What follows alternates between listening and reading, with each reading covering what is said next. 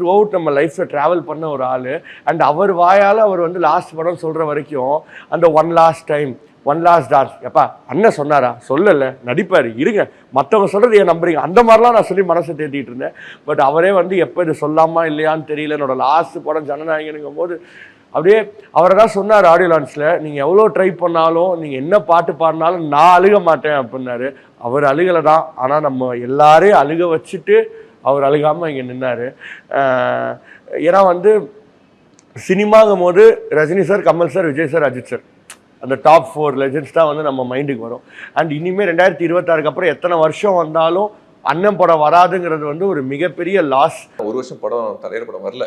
So அதுவே அவர் படம் திருப்பி ஸ்க்ரீனில் வரப்போறன்ற ஒரு தாட்டே பயங்கர எக்ஸைட்டடாக இருக்குது. But again audio launch attend பண்ணியிருந்தேன்.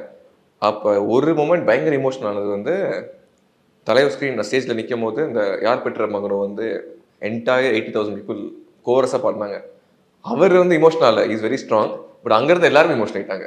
So that's amount of love we have for him. But அவரும் அகைன் ஓப்பனி டிக்ளேர்ட் இதுதான் கடைசி படம்னு. பட் எந்த ஒரு இதுவும் பண்ணாமல் சைன்ட் ஆஃப் வித் ப்ராப்பர் ஒரு பாட்டு பாடி டான்ஸ் ஆடி முடிச்சார். அது ஷோஸ் கெப்பாசிட்டி, அவர் மைண்டு எவ்வளோ ஸ்ட்ராங்காக வச்சிருக்காரு, எவ்வளோ கிளாரிட்டி இருக்குது அவருக்குன்னு தெரிஞ்சுச்சு. சினிமா இண்டஸ்ட்ரிங்கிறது நம்ம வீடு மாதிரி. அவர் வீட்டை விட்டுட்டு நாட்டுக்காக போகிறாரு. ஸோ லைஃப்பில் வந்து அவர் அடுத்த ஸ்டேஜுக்கு போகும்போது அவர் பார்த்து நோக்கி போகும்போது நம்ம நிச்சயமாக அதை அக்ரி பண்ணி தான் ஆகணும். பட் நம்மளுக்கு வந்து ஒரு ஆஸ் அ தியேட்டர் ஓனருங்கிறத தாண்டி ஆஸ் அ தளபதி ஃபேனாகவும் அது ஒரு மிகப்பெரிய லாஸ், மிகப்பெரிய வருத்தமாக இருக்குது. 2000s பார்த்தீங்கன்னா 2003, 4, 5 பார்த்தீங்கன்னா பொங்கலுக்கு 8 ரிலீஸ் 10 ரிலீஸ்லாம் வரும். கிராஜுவலாக கம்மியாகிட்டே வந்துச்சு. பட் அதுக்கான காரணம் வந்து அப்போ ஸ்க்ரீன்ஸ் கவுண்ட்டும் ஜாஸ்தி, 2000+. இப்போ உங்களுக்கு ரொம்ப கம்மி, ஆல்மோஸ்ட் 1/3 தான் இருக்குது. ஸோ அப்படி இருக்க சமயத்தில் உங்களுக்கு நிறைய பெரிய படம் வந்தால் ஸ்க்ரீன் ஷேரிங் ஸ்பிரிட் ரொம்ப கம்மியாகும். ஸோ வாரிசு துணிவு வந்து 2 பெரிய படம், அந்த பொட்டென்ஷியல் ஆஃப் 2 படத்துக்குமே இன்னும் பெரிய பண்ணுற பொட்டென்ஷியல் இருந்துச்சு. பட் அதோட ரன் வந்து கம்மி ஷார்ட் ஆனது பிகாஸ் ஸ்க்ரீன் ஷேர் வந்து ரொம்ப கம்மி. 3 நான் இப்போ ரோஹினி பொறுத்த வரைக்கும் 3 சீன் கொடுத்தோம்.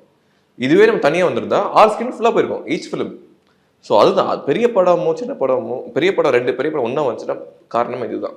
ஸோ நான் not comparing Parasakthi with Thunivu, but இவங்க இனிஷியல் டேட் வந்திருந்தாலே பெட்டராக இருந்திருக்கும் நான் ஃபீல் பண்ணுறேன். 14th or maybe republic day விட வந்து best option for Parasakthi I feel. ஏன்னா உங்களுக்கு வந்து இது ஒரு ப்ராப்பர் எல்லா ஸ்க்ரீன்லையும் போட்டு ஒரு ஹவுஸ்ஃபுல் ஷோஸ் போயிருக்கும்.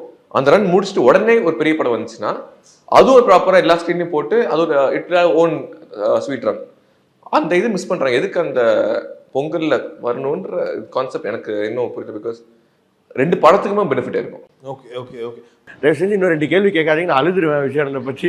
கேட்காதீங்க, எமோஷனல் ஆகிடுவேன். அதே தான் இங்கேயும் சொல்கிறேன். ஏன்னா அவர் வந்து அந்த ஆடியோ லான்ச்சில், வாரிசு ஆடியோ லான்ச்சில் சொல்லியிருப்பாரு, நான் வந்து அடிச்சு பிடிச்சி கமலா தேட்டர் டிக்கெட் வாங்கி என் கேர்ள் ஃப்ரெண்டோட போய் பார்த்தேன்னு. நியூ ஃபிலிம் ரிலீஸ் ஆகாது வந்து நம்மளுக்கு ரொம்ப மிகப்பெரிய வருத்தம். ஏன்னா வந்து நீங்கள் 2023 எடுத்துக்கிட்டிங்கன்னா that is been a best year.